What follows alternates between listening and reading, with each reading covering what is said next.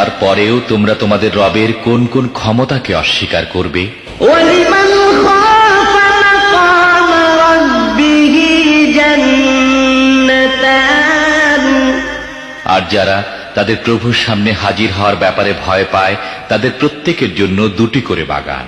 فَبِأَيِّ آلَاءِ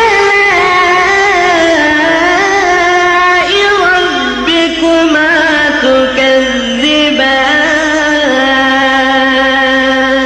তোমাদের রবের কোন কোন দানকে তোমরা অস্বীকার করবে? ذَوَاتَا أَفْنَانٍ